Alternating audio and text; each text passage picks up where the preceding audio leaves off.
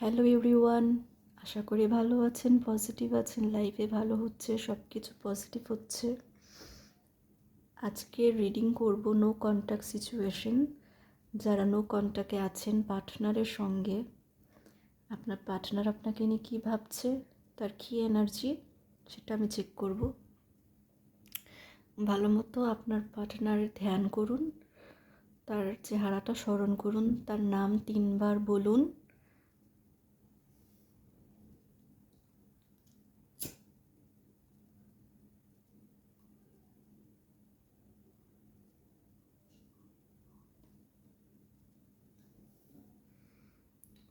আমি চেক করছি।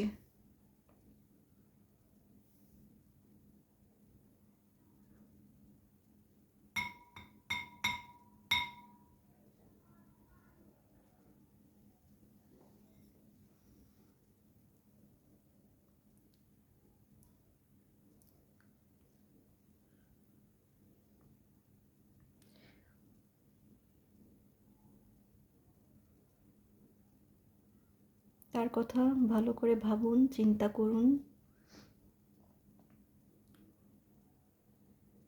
আপনার পার্টনার আপনাকে নিয়ে ভাবছেন, ওভার থিঙ্কিং দেখা যাচ্ছে।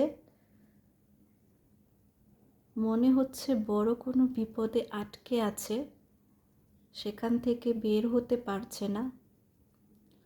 আপনার কথা তার খুব মনে পড়ছে।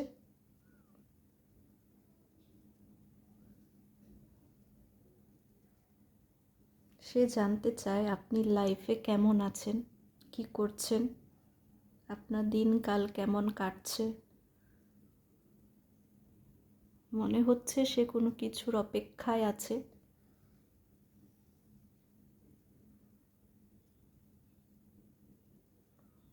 কোনো সুযোগের অপেক্ষায় আছে।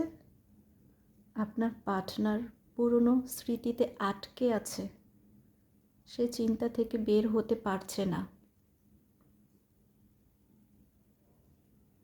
আপনি তার লাইফে নেই, এটা নিয়ে সে ওভার থিঙ্কিং করে।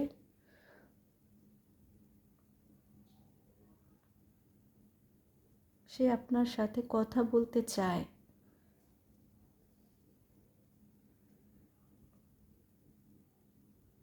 সে ফিরে আসতে চায় আপনার লাইফে।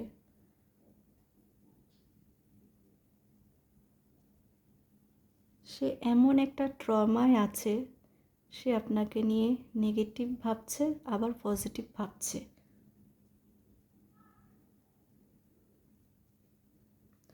মনে হচ্ছে সে মানসিকভাবে সিক।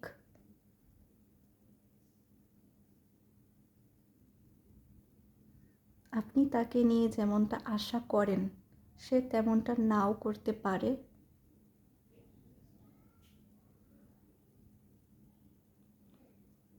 আপনি তার থেকে যত দূরে থাকবেন, সে তত বেশি আপনাকে মিস করবে এবং আপনার কাছে ফিরে আসবে।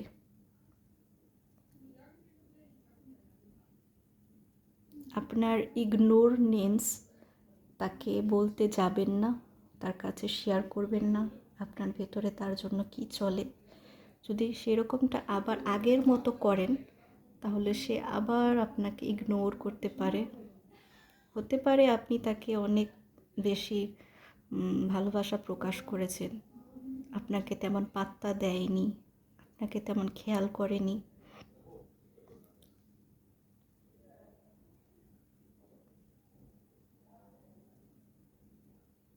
আপনি তাকে নিয়ে যেটা ভাবছেন, যেটা ফিল করছেন, সেটা তাকে বুঝতে দিবেন না। সে আবার আগের মতো হয়ে যেতে পারে, আগের মতো আপনাকে ইগনোর করতে পারে, আবারও চলে যেতে পারে।